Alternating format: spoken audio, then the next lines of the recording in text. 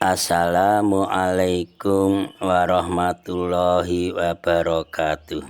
Selamat berbahagia jamaah ngaji tafsir Al-Quran dengan referensi kitab tafsir Al-Ibris Mu'alid Mbah Kyai Haji Bisri Mustafa Rembang dengan sanad Mbah Kyai Haji Samsul Mu'in Khalid, pendiri dan pengasuh Pondok Pesantren Darul Amin, Cacak Banyuwangi, Jawa Timur. Semoga berkah. Amin. Dilanjutkan surah Ali Imran ayat 97. Tema: bantahan terhadap tuduhan ahli kitab mengenai makanan dan kiblat. A'udzu billahi minasyaitonir rajim. Bismillahirrahmanirrahim. Fihi ayatun bayyinatun maqamu Ibrahim wa man takhalahu kana amina. Walillahi 'alan nasi hijjul baiti man istata'a ilaihi sabila wa man kafara fa innallaha ghaniyyun 'anil 'alamin. Artinya, di sana terdapat tanda-tanda yang jelas, di antaranya makam Ibrahim. Barang siapa memasukinya, Baitullah Mekah, amanlah dia. Dan di antara kewajiban manusia terhadap Allah adalah melaksanakan ibadah haji ke Baitullah, yaitu bagi orang-orang yang mampu mengadakan perjalanan ke sana. Barang siapa mengingkari kewajiban haji, maka ketahuilah bahwa Allah Maha Kaya, tidak memerlukan sesuatu dari seluruh alam.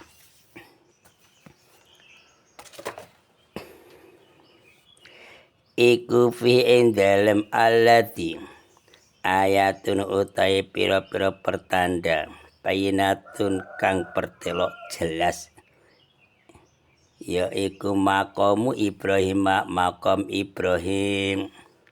Waman lan sing sapane wong takhalahu kang mlebu sapa man ing Mekah, kana mongko ana sapa man ana iku aminan aman.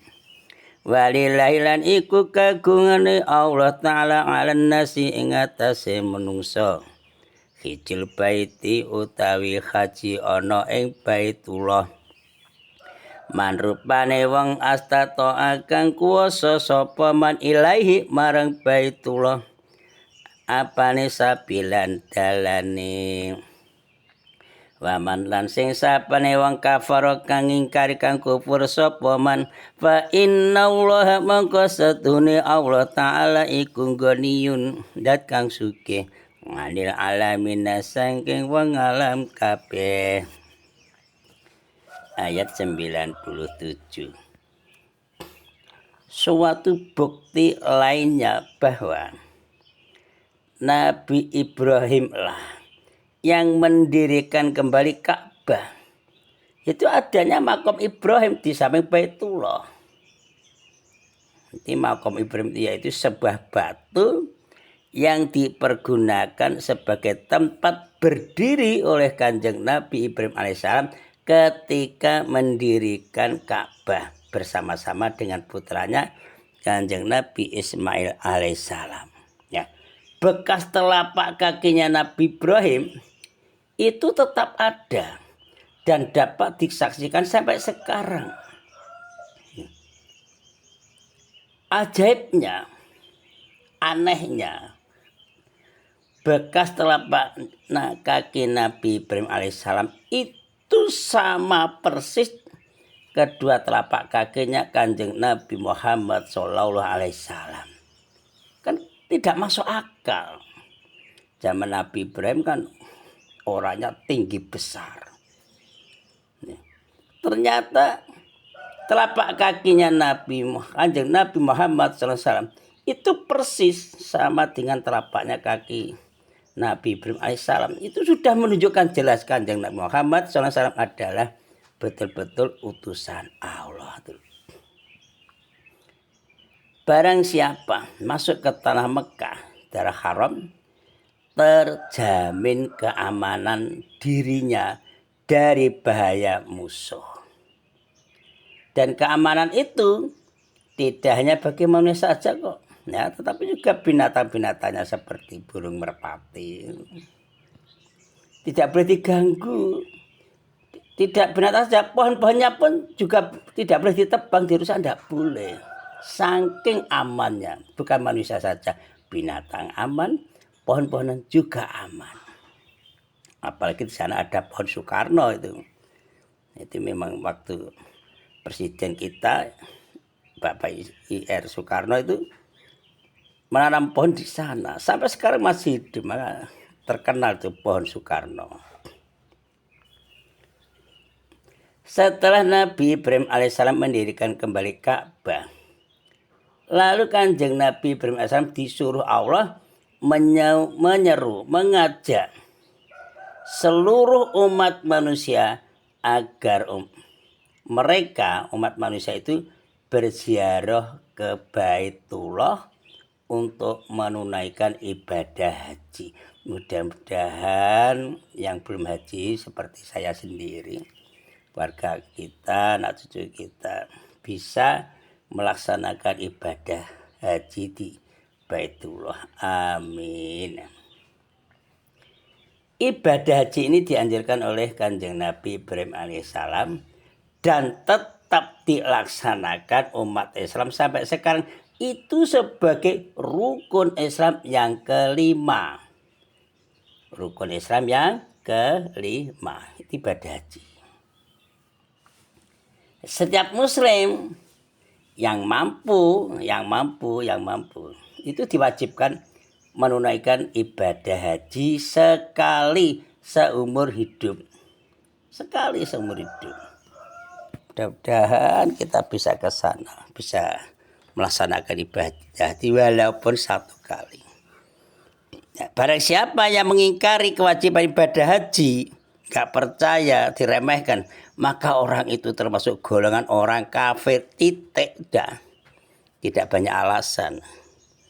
Gaji gak apa-apa, sudah kaya, sudah mampu, gak apa-apa gaji. Mengingkari, digolongkan orang kafir. Walaupun orang itu pinter, kaya, tapi banyak alasan, argumen yang tidak masuk akal. Gak usah buat haji, tidak wajib.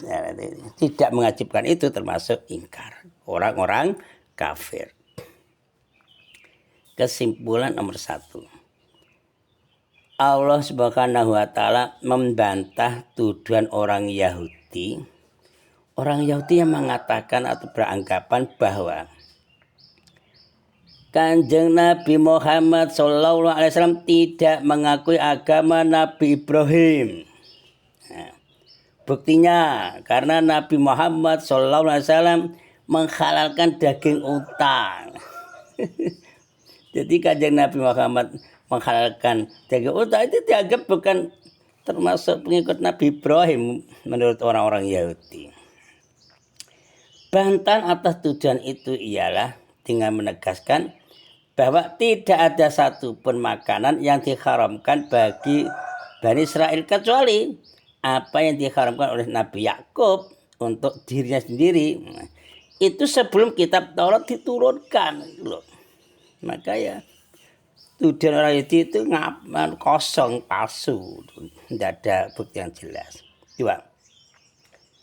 Orang yang mengada-ngadakan kebohongan terhadap Allah dan Rasul, siapa saja, ini bukan orang zaman dahulu, orang sekarang sampai besar kiamat, kok mengada-ngadakan kebohongan terhadap Allah dan Rasul.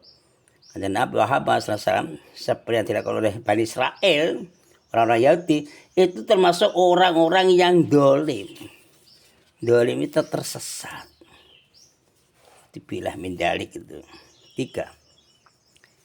Allah Subhanahu wa taala membantah tuduhan orang Yahudi. Orang Yahudi mengatakan begini, bahwa Nabi Muhammad SAW memindahkan kiblat dari Baitul Maqdis ke Ka'bah. Itu bertentangan dengan syariat nabi-nabi sebelumnya, khususnya syariat Nabi Ibrahim.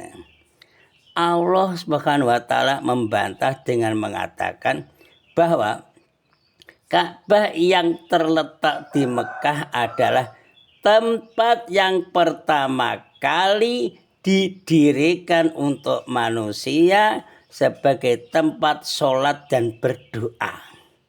Sedangkan Baitul Maqdis yang berada di negara Palestina itu didirikan beberapa abad loh, masih beberapa abad sesudah Nabi Ibrahim.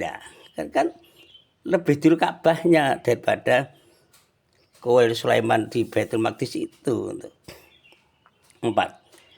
Allah Subhanahu wa taala mewajibkan ibadah haji kepada siapa yang mampu. Ini umat Islam yang mampu sekali seumur hidup. Tapi ingat, siapa yang mengingkari kewajiban ibadah haji, maka orang itu termasuk golongan orang-orang kafir. Mudah-mudahan oleh Allah, keluarga kita sendiri, keluarga kita bisa melaksanakan ibadah haji walaupun satu umur sekali. Shadaqallahul azim. Assalamualaikum warahmatullahi wabarakatuh.